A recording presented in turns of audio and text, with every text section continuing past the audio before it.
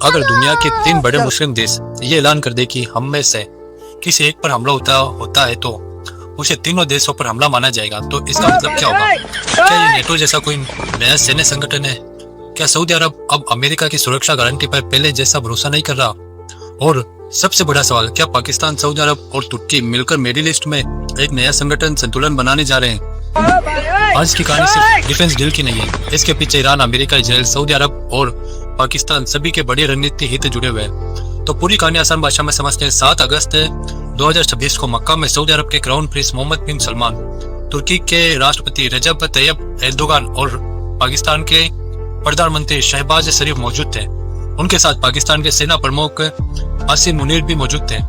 इसी दौरान तीनों देशों ने एक महत्वपूर्ण जॉइंट एग्रीमेंट पर सिग्नेचर किए। इनमें सबसे अहम हिस्सा था, अगर तीनों में से किसी एक देश पर हमला होता है तो उसे तीनों देशों पर हमला माना जाएगा। सुनने में ये बिल्कुल नाटो के आर्टिकल 5 जैसा लगता है, लेकिन क्या वास्तव में ये नाटो के आर्टिकल 5 जैसा है? ये से कहानी दिलचस्प हो जाती है, क्योंकि इस समझौते के सिर्फ करीब 48 घंटे बाद सऊदी अरब के जाजान इलाके में एक तेल प्रतिष्ठान में आग लगने की खबर सामने आई।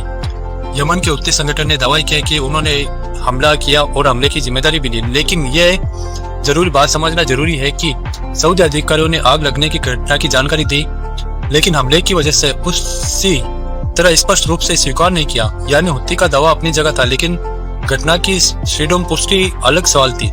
और यही वजह है कि इसे सीधे सीधे नए डिफेंस अलायंस की पहली बड़ी परीक्षा कहना जल्दबाजी होगी। अब सवाल है, अगर ये नेटो जैसा संगठन है तो तुर्की और पाकिस्तान ने सऊदी अरब की तरफ से युद्ध में कदम आगे क्यों नहीं बढ़ाया?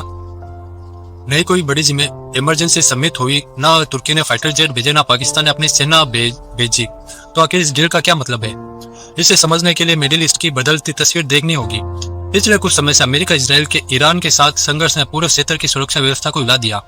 ईरान की तरफ से भी इजराइल और अमेरिका ठिकानों पर जवाबी कार्रवाई हुई, और इसका असर सिर्फ ईरान, इजराइल तक सीमित नहीं रहा। खाड़ी के कई देशों को भी सुरक्षा का खतरा महसूस हुआ। सऊदी अरब के लिए समस्या और बड़ी थी, क्योंकि वो ईरान के बेहद करीब है। इसके अलावा यमन में सक्रिय हुती संगठन लंबे समय से सऊदी अरब के लिए सुरक्षा चुनौती बना हुआ है। यानी सऊदी अरब के सामने एक बड़ा सवाल है, अगर भविष्य में अमेरिका हर परिस्थिति में सुरक्षा की गारंटी नहीं देता तो फिर कौन देगा? यही सवाल इससे नए संगठन को असली वजहों में से एक हो सकता है, क्योंकि दशकों तक गल्फ देशों की सुरक्षा व्यवस्था अमेरिका की बहुत बड़ी जिम्मेदारी थी। अमेरिकी सैनिक, अमेरिकी हथियार, अमेरिकी एयर डिफेंस और अमेरिकी सुरक्षा सहयोगी। लेकिन बदलती जियोपॉलिटिक्स में गल्फ देशों ने अब अपनी सुरक्षा के लिए ज्यादा विकल्प तलाशना शुरू कर दिए, और इसी जगह पाकिस्तान और तुर्की की भूमिका सामने आई। सबसे पहले बात करते हैं सऊदी अरब की। सऊदी अरब के पास पैसा है और ऊर्जा संसाधन है, लेकिन उसने एक ऐसी सुरक्षा व्यवस्था चाहिए जो सिर्फ एक देश पर निर्भर ना हो। अब तुर्की को देखिए, तुर्की नाटो देशों का सदस्य है और उसकी सेना नाटो की बड़ी सेनाओं में शामिल है। पिछले वर्षों में तुर्की ने अपनी डिफेंस इंडस्ट्री को भी काफी मजबूत किया, खासकर ड्रोन और दूसरे मिलिट्री सिस्टम में तुर्की ने अपनी पहचान बनाई। इसलिए सऊदी अरब के लिए तुर्की सिर्फ एक सेना साझेदार नहीं है, वह एक महत्वपूर्ण डिफेंस टेक्नोलॉजी और स्ट्रेटेजिक पार्टनर भी हो सकता है।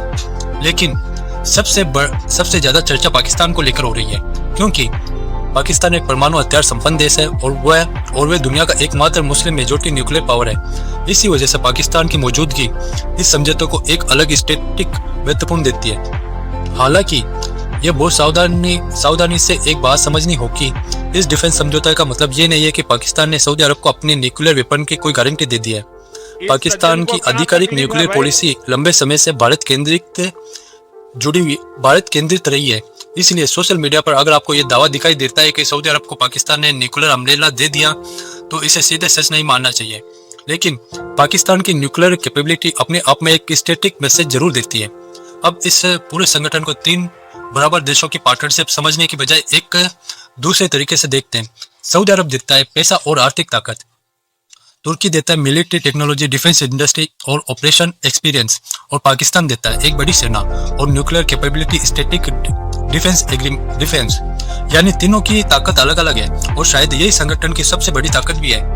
लेकिन एक सवाल फिर भी बचता है, तुर्की को इस डील की जरूरत क्यों हुई? क्योंकि तुर्की पहले से नाटो का सदस्य है, तो फिर एक अलग मुस्लिम डिफेंस एग्रीमेंट में क्यों शामिल हो रहा है? उसका जवाब सिर्फ सुरक्षा नहीं है बल्कि इन्फ्लुएंस भी हो सकता है। तुर्की मिडिल ईस्ट में अपनी भूमिका बढ़ाना चाहता है। सऊदी अरब और पाकिस्तान के साथ रक्षा संबंध मजबूत करके वे खुद को एक बड़ा रिलीजियस पावर ब्रोकर के रूप में स्थापित कर सकता है।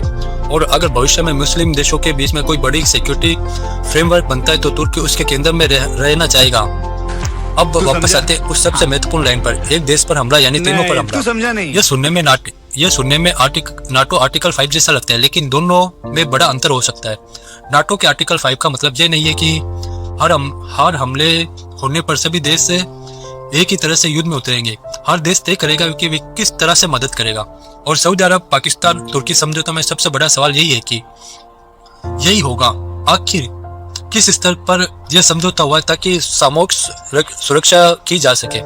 अगर किसी देश पर बड़ी सेना इन्वेशन हो जाए, राजधानी पर मिसाइलें गिरे या बड़े पैमाने पर हमला हो, तब स्थिति साफ होगी। लेकिन अगर कोई ड्रोन अटैक हो जाए, कोई ऑयल फैसिलिटी डैमेज हो, कोई प्रॉक्सी ग्रुप जिम्मेदारी ले और फिर भी किसी पुराने हमले में जवाब में उसका भी मामला हो तो भी समझना मुश्किल है। लेकिन मिडिल ईस्ट की प्रॉक्सी वार की सबसे बड़ी समस्या है कई